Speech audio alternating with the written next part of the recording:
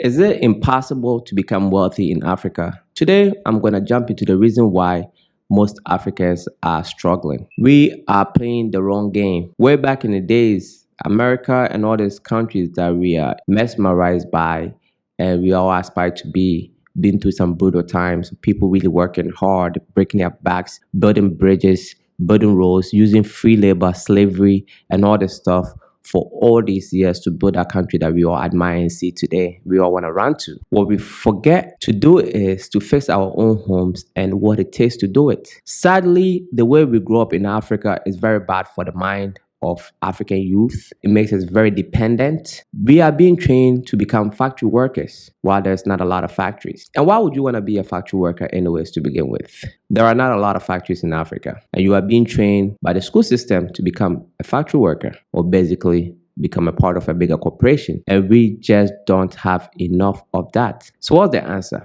The answer is to start to think for yourself. In Africa, we lack that critical thinking, the ability to take on the entrepreneurial role. That is what we need in Africa. The willingness to take risk, to think for yourself, to be self-disciplined, give yourself tasks. So let's take the life of an average African. The average African grows up in a very strict household, both parents, which is really a great thing for a child. All their lives, they've been taught what to do, what not to do, well-structured family, probably with a religious background, going to church, don't do this, don't do that. Then going to school. School teachers have a lot of authority in Africa, and these kids have to behave, and they've been disciplined from childhood all the way to college. In the West, most kids will get to do side gigs, start working, summer camp, whole bunch of stuff, and they tend to get a little freedom from their parents and kind of have some sort of self-independence a bit. Some people start working from 13, 14, like summer jobs and stuff like that. We don't have that here. So the average kid will go through their whole life and they've never worked for anybody before. Their whole life, they've been programmed to take orders from other people, parents, church, school, their whole life. Before the kid is 22, they've never made a big decision of their own. So mentally, they need guidance.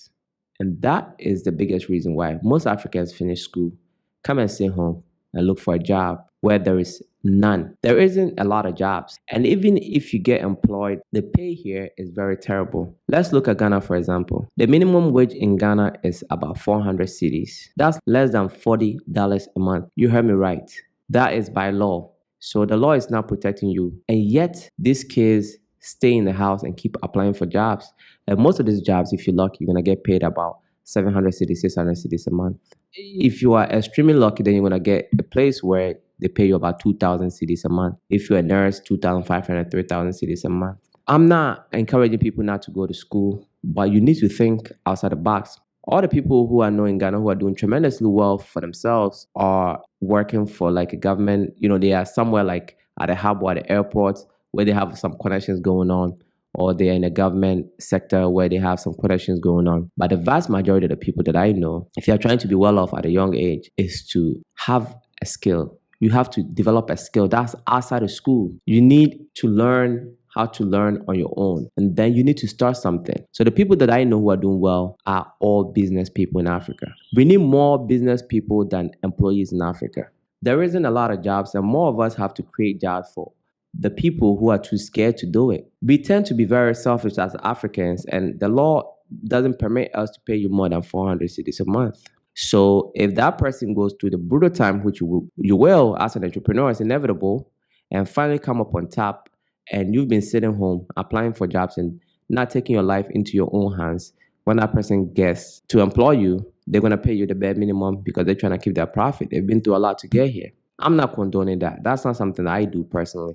In order for Africa and yourself as Africans to rise, you need to take personal accountability for your life. You need to create opportunities for yourself. You need to create a business. It is extremely hard, even in the West, to rent your time to become rich. You only become rich by investing in something, whether that's creating a business, getting paid well enough that you have something on the side that you can invest in something else. But it is very difficult to become wealthy by renting your time. And why would you even want to rent your time to begin with? That's something most people are actually fighting to get out of in the West. People who have good paying jobs are miserable because that pay comes with a lot of work. There is a way of playing this game where you do not have to work yourself to death in order to become rich.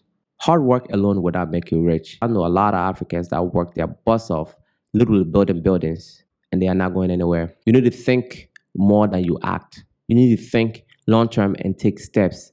There's a thinking. You need to know what to do, when to do it, and who to do it with. Strategically, let's give a huge example here. Let's look at the coconut seller in Ghana. It's the easiest way to make about 4,000, 6,000 Ghana cedis a month.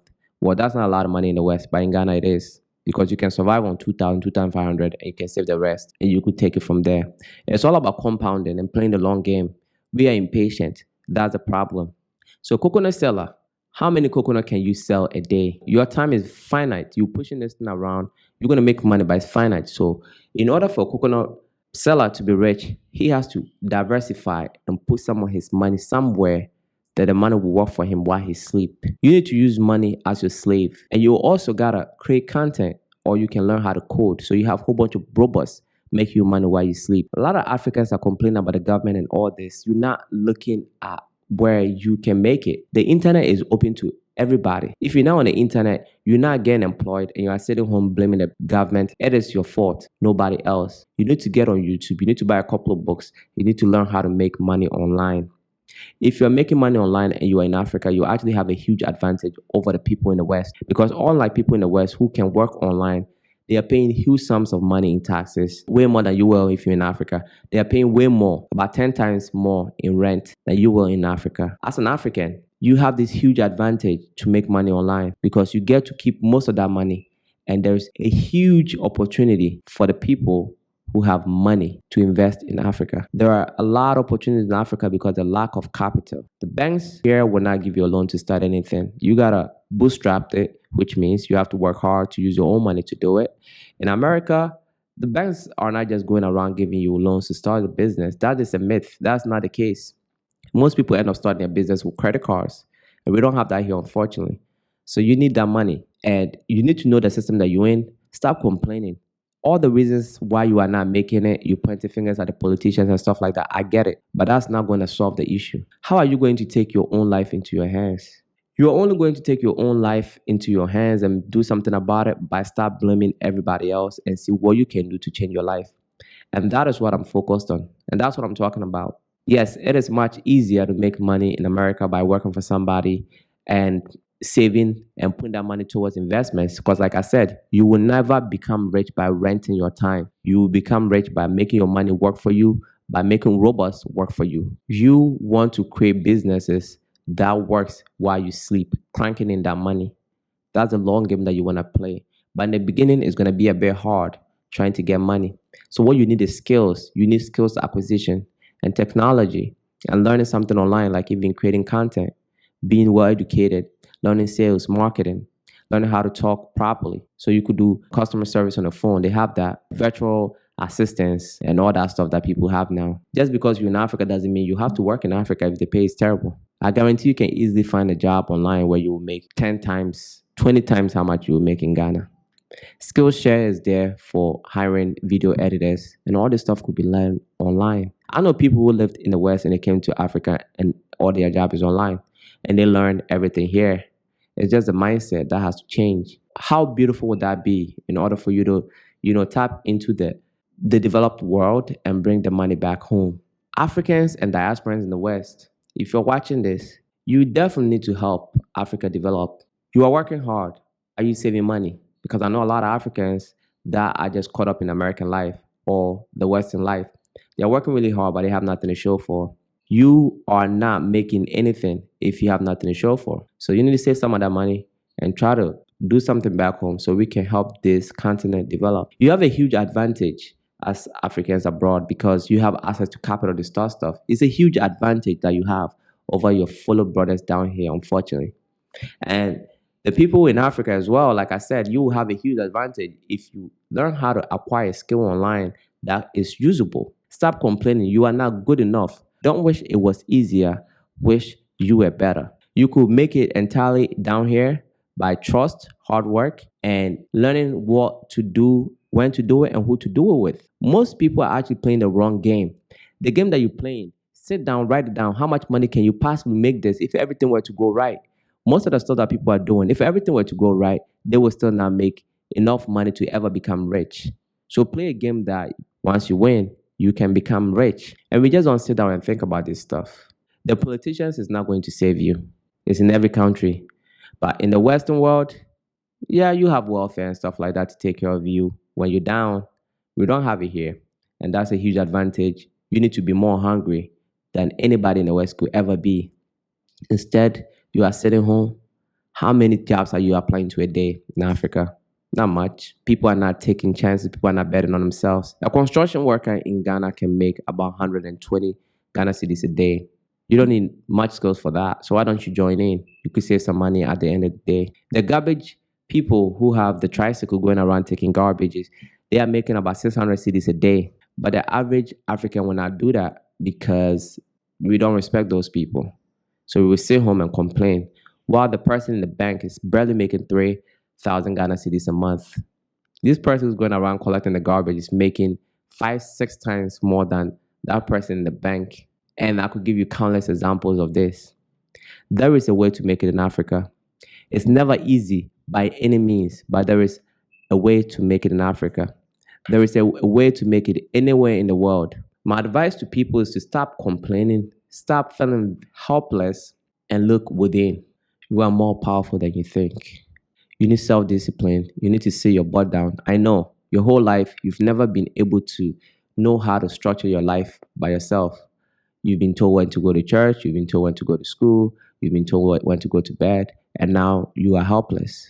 It's just the way our system is. You've been trained to be a factory worker. Break out of it. Learn. Be independent, and you will succeed. As a word of encouragement, I know a lot of people down here in Africa made a lot of money down here in Africa. One of them is actually selling materials for gold extractions. And he grew up with nothing, absolutely nothing. And through his hard work and integrity, he was given a chance where they gave him the stuff to sell and pay it back. It is possible. You just have to know where to look. I also have a friend who distributes for Casa Preco, and he started off cleaning floors. By telling the truth and working for a long time, the owner gave him a chance to become a distributor. And now that guy's making a lot of money. He has the biggest house in my neighborhood. So it is more than possible to make it in Africa. Stop looking on the superstition side. It's hard work, integrity, knowing when to work, what to work on, and who to work with. It takes critical thinking. We must sit down and organize our lives. If you've not subscribed to the channel already, kindly do so. Like this video as it helps with the algorithm. Comment, let me know what you think. And until next time, my friends, be legendary. Peace.